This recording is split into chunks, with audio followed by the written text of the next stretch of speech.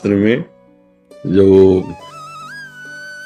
जिनका पाणी ग्रहण संस्कार हो गया है, जब पत्नी मासिक धर्म से युक्त होकर 7 दिन बाद पवित्र हो जाए, फिर पवित्र तिथियों का त्याग करते हैं, जैसे एकादशी है या पूर्णिमा है या भगवत जन्मोत्सव है, राधाष्टमी, कृष्ण जन्माष्टमी, रामनवमी, नौ दुर्गा आदि इन पवित्र तिथियों का त्याग करते हुए महीने में एक बार, ऐसा शास्त्र सौ। पर उसे हम इसलिए व्यक्त नहीं करते कि जितना अधिक दोनों मिलकर संयम कर सको अच्छा है, पर यदि नहीं संयम तो एक बार का लिखा है कि जब तक मासिक धर्म से युक्त माताएं बहनें रहती तब तक स्पर्श भी न करे, मतलब उस भावना से, और जब पवित्र हो जाए तो एक बार के लिए, ऐसा शास्त्र में वर्णन है, तो वो पवित्र रहेंगे और उस शरीर स्वास्थ्य भी ठीक रहेगा और संतान उत्पत्ति के लिए भी मंगल में माना गया। अब जैसे संतान हो गई है और हमारी वासना अभी शांत नहीं हुई है, तो ऐसा अन्य की तरफ न देखे, धर्म से चले, तो इसमें कुछ सुख है नहीं ऐसा अनुभव हो जाएगा। बहुत देखे, हम तो बिना पढ़े लिखे गांव के लोगों को देखा है कि 1-2 संतानें हो गई तो घर के बाहर लेटने लगे परिवार से, क्योंकि वास्तविक इसमें सुख नहीं है। हमारा जो मन है जिस सुख की चाह कर रहा है, आप खुद देखो, गृहस्थ हो आप लोग, आपको हर बार एक नई तृष्णा जगती है, एक नया चाव भोगने का होता है, वो चिंतन के कारण। ऐसे इस शरीर से नहीं तो इस शरीर से, इस प्रक्रिया से तो नहीं इस प्रक्रिया, और उन प्रक्रियाओं को, उन शरीरों को भोगता है, पर फिर भी एक नई तृष्णा, मतलब सुख नहीं मिला। नहीं तो ऐसा ना जैसे हम प्यासे पानी मिल जाए, हाँ भाई तृप्ति हो गई, जैसे केवट जी कह रहे हैं अब कछुनाथ न चाहिए मोरे। तो हमारा जो मन सुख मांग रहा है, वास्तविक वो सुख निरंतर वाला मांग रहा है, जिसमें दुख का लेश न हो और आनंद ही आनंद हो। अब हमारा ज्ञान के कारण चिंतन बदल गया, हम देहाभिमान भाव से हो गए कि मैं पुरुष हूं। अब हमारी मांग 5 ज्ञानेंद्रियों और मन के सहित मनाखष्टान इंद्रियाणि प्रकृति स्थान कर सकती। अब वो प्रकृति से सुख चाहने लगा, हर इंद्रिय हमारी प्रकृति भोग में, और इसका नाम भगवान ने गीता में रखा है दुखालयम अशाश्वतम। तो हर भोग का अंतिम परिणाम खाली हाथ, अशांति और भारी भोग तृष्णा। जो जितना भोगता है उतने कामी होता जाता है। जैसे आग में घी डालते रहो तो बढ़ेगी ना, ऐसे भोग तृष्णा। तो अपनी भोग तृष्णा हम पूरी त्याग नहीं सकते, इसलिए हमारे को प्रवृत्ति मार्ग मिला है, गृहस्थ धर्म, पाणी ग्रहण संस्कार, धर्म पूर्वक पत्नी को स्वीकार करके दोनों एक दूसरे की मनोवृत्तियों को मिलान करें, धर्मयुक्त, अर्थात एक दूसरे से प्रेम बनाए हुए आजीवन, अन्य दूसरे का कैसी भाव से। तो जितना धर्माचरण होगा उतनी वासना बढ़ती चली जाएगी, और जितना धर्माचरण होगा तो धर्म के प्रभाव से वासना शांत होती चली जाएगी।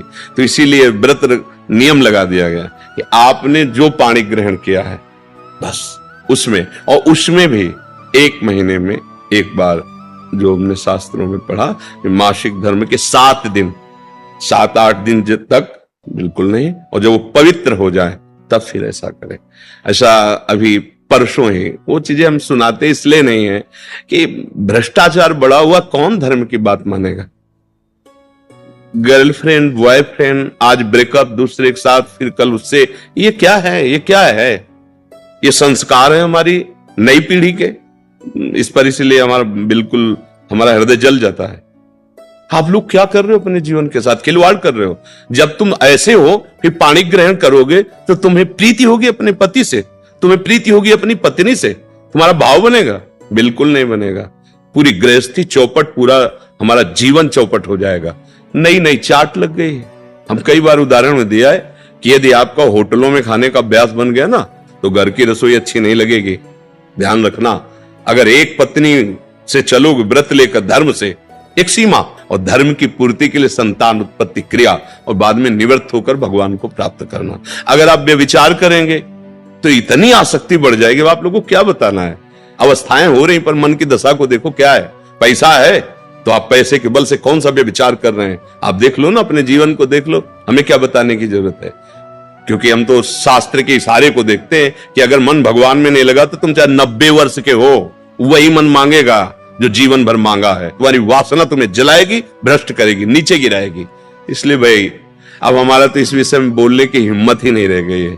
हिम्मत तो तब हो ना जब आपके आचरण पवित्र हो। 20-25 तक पहुंचते पहुंचते आपने अपना सर्वनाश कर दिया अन्य क्रियाओं से, अन्य वासनाओं से। कैसे बताए, कैसे बताए, कैसे तुम पवित्र होगे, कैसे तुम्हारा जीवन पवित्र, कैसे गृहस्थ धर्म तुम्हारा वो अपनी तरफ, आप अपनी तरफ, ये गृहस्थी है। अरे दोनों एक, चाहे दुख आवे चाहे सुख आवे, बाहु से बाहु मिला करके आगे बढ़ते हुए धर्म पूर्वक, तो संतानें पवित्र उत्पन्न होंगी, समाज में आप सुख वर्धन करने वाले बनेंगे।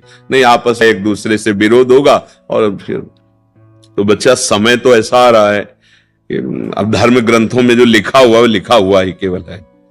विदुर जी महाराज के वचन है कि जब स्त्री मासिक धर्म से पवित्र हो जाए तब पुरुष संतानोत्पत्ति की भावना से, अब मान लो संतानोत्पत्ति नहीं चाहिए, अब वासना है, तो अन्य जगह जाने की जरूरत नहीं है। आपने धर्म पूर्वक दोनों ने स्वीकार किया है, वहां कोई पाप नहीं होगा। अन्य जगह पाप हो जाएगा, अन्य जगह बुद्धि भ्रष्ट हो जाएगी। और अगर दोनों मिलकर धीरे धीरे इसके रहस्य को जान जाओ, किसमें सुख नहीं, अंतराय बढ़ाते चले जाओ, तो दोनों महात्मा हो जाओगे, दोनों भगवत प्राप्ति के योग्य हो जाओगे। ऐसे चला है। देखो प्रीति में सुख है, प्रीति में सुख है। वास्तविक देखो, जब आपको किसी से प्रेम हो जाता है वास्तविक, वो काम चीज अलग है, चेष्टा अलग है, काम चेष्टा, काम क्रिया, प्रीति। तो प्रीति में उसके दर्शन से, संभाषण से, उसको खिलाने से, पिलाने से, उसको सुख देने से एक हृदय में विशेष आनंद आता है। अपने प्यारे को सुखी देख करके एक सुख आता। अब यहां क्या है, अपने प्यारे से प्यार नहीं है, स्वार्थ खेल रहा है, वासना खेल रही है। आप देखो ना, नहीं ऐसा नहीं हुआ है। अगर ऐसा भी हुआ है कि पाणी ग्रहण संस्कार हो गया, फिर पति के पैर टूट गए या किसी तरह, तो पूरे जीवन तन मन से वो उसको सहयोग किया है और लोकों पर विजय प्राप्त की, पुण्य लोकों पर विजय प्राप्त। अब क्या आप स्वस्थ हो, आपके पास अगर उनकी मनोकामना पूर्ण करने लायक अर्थ नहीं तो वो आपकी नहीं, वो आपकी मनोकामना के विपरीत हो तो वो आपकी नहीं। ये कोई प्रेम है, ये कोई धर्म है, ये कोई बाजार की वस्तु है। आज का समाज भगवान बचावे, हमारी मति गति के तो परे है, पर आप सब हमारे घर के हैं, आप हमारी आत्मा हैं, इसलिए हम सलाह देते हैं, जो हुआ सो हुआ, अब सुधार लो। ऐसे आचरणों से किसी को ना यहां शांति मिलेगी ना परलोक में शांति मिलेगी, बिल्कुल नहीं। ये सब अधर्माचरण है। धर्म पूर्वक चलोगे तो निश्चित जो एक योगी को परमात्मा मिलता हो आपको मिल जाएगा, क्योंकि आपका मार्ग प्रवृत्ति मार्ग है। धर्म पूर्वक पाणी ग्रहण संस्कार करो, अतिथि सेवा, साधु सेवा, परिवार सेवा, समाज सेवा, देश सेवा करते हुए भगवत प्राप्त हो। दोनों की बात है, लक्ष्य दोनों का भगवत प्राप्ति, मंगल है, धर्म है। तो अपने अपने धर्म से चला जाए तो आज भी शांति है, विश्राम है। देखो आपको केवल अपनी पत्नी से प्यार हो और उसको केवल आपसे प्यार हो। आप पूरा काम करके आए 10-12 घंटा बाहर से, जब घर आएंगे ना तो देखने मात्र से थकान मिट जाएगी। प्यार का एक व्यवहार, प्यार का एक वातावरण और संबंध नहीं, केवल आप देखने को पति पत्नी हो। तो जब थकित आएंगे तो आग तुम्हारे हृदय जल जाएगा। उसका अलग व्यवहार, उसका अलग व्यवहार, क्या जीवन। अब सोचो प्रवृत्ति स्वीकार किया तो क्या जीवन। अब वो कैसे स्वीकार करे आपको, या आप उसे कैसे स्वीकार करे। आपके पास पैसा है, दसियों लोगों से आपका व्यवहार है, अब मानसिकताएं बदल रही हैं बहुत बहुत। इसलिए अगर मंगल चाहते हो यहां और वहां तो होश में हो जाओ, नहीं हर कर्म का फल आपको मिलेगा। तो देखते हो ना, जेल में आज जाकर जानकारी करो तो आधे से ज्यादा लोग इसी में बंद हैं। तो जब यहाँ की जेल कानून, तो आपको परमार्थ का जो अध्यात्म का है जो निर्णय है वो तो दंड मिलेगा ही। ऐसा नहीं है कि जो मनावे सो कर लो। इसलिए धर्म से चलो, नाम जप करो, पवित्र भोजन पाओ। और ये जरूर ध्यान रखो, अगर आप अपने माता पिता की सेवा नहीं की, जो घर में वयोवृद्ध जन है, जो अब वास्तविक उनको आपकी जरूरत है, तो आप कितना भी धन कमा लो कभी शांति प्राप्त नहीं कर सकते। जिसने अपने माता पिता को वृद्धावस्था में दुत्कार दिया, उनकी सेवा नहीं की, कोई भी हो कहीं भी हो, उनकी जो पोषण वृत्ति तुम्हारे प्रति वो तो कभी साथ देगी नहीं। चाहे जितना वो कष्ट में, वो यही चाहेंगे मेरे बच्चा और बहू सुखी रहे। लेकिन सिस्टम जो विधान है वो आपको चैन नहीं लेने देगा। आपके बच्चों के ऐसे आचरण आगे होंगे कि आप जिंदा जलोगे हृदय में देख देख कर और अशांत रहोगे। बहुत धर्म से चलो, माता पिता साक्षात भगवान है। कैसा प्यार दिया है यार, मेहनत करके एक एक पैसा जोड़कर ट्यूशन पढ़ाया, पढ़ा लिखा, अब नौकरी मिल गई, और वो जो पूरा जीवन आपके लिए, अब वो आपको खटकने लगे हैं।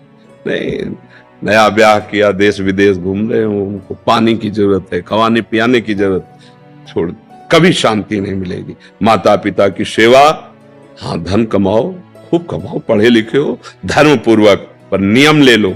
अगर ब्याह ना हो तो ब्रह्मचर्य रहो, किसी को स्वीकार करो। भोग वासना है तो ब्याह स्वीकार करो, और जिसको स्वीकार करो, फिर अगर वो विपरीत भावना से निकल जाती है तो राधा राधा राधा तेरा मार्ग लग, मतलब मेरे भाग्य में विषय सुख नहीं है, अब मैं निश्चिंत होकर अपने माता पिता की सेवा करूंगा, जैसे भी बनेगा जीवन निर्वाह करूंगा, असत आचरण नहीं करूंगा। अगर फिर कहीं संयोग बन जाता है तो फिर उसे धर्म से स्वीकार कर लो। चलो कलयुग है, फिर स्वीकार, अधर्म आचरण नहीं, व्यभिचार फिर भी नहीं, क्योंकि वो तुम्हारी दुर्गति कर देगा। व्यभिचारी को कभी शुभ गति नहीं होती। और आज शौक है इस बात का, ये नरक की सर्टिफिकेट है। भगवान बोले काम क्रोध लोभ ये नरक की सर्टिफिकेट है। अगर अधर्म पूर्वक इनका भोग करोगे, जैसे आप अपनी पत्नी से, तो ये धर्म है। अगर अधर्म पूर्वक आप पत्नी से भी अपने अधर्म पूर्वक राक्षसी भाव में आ जाएं तो आप दंड के अधिकारी, यहां भी नहीं अधिकारी, वो जाके शिकायत करे तो आप ये कानून दंड देगा ना। पत्नी है पर आपने राक्षसी प्रवृत्ति का अगर प्रयोग किया तो यहां भी दंड है, तो आप भागवतिक दंड से कैसे बच जाएंगे? बहुत सावधानी से। काम क्रोध मद लोभ सब नाथ नरक के पंथ, ये पैसे के बल से, प्रभाव के बल से व्यभिचार प्रवृत्तियों में उतरना मानो नरक की सर्टिफिकेट। तुम्हारे कर्म तुम्हारे ऊपर लागू हो जाएंगे। आप भले सुधर गए हो, पर जो बोया है उसको काटना पड़ेगा। अवश्य में भोक्तव्यम। इसलिए भाई बहुत होश से, भगवान की कृपा है कि हम आप मिलकर धर्मशास्त्र की वार्ता कथन श्रवण कर रहे हैं, तो इसको व्यर्थ न जाने दें। अभी तक जो भूल हुई, अब आगे हम संभाल लें। अगर आगे संभाल लेंगे ना तो सड़ा गोदाम पीछे करके नया माल लगा दो, वो खत्म हो जाएगा।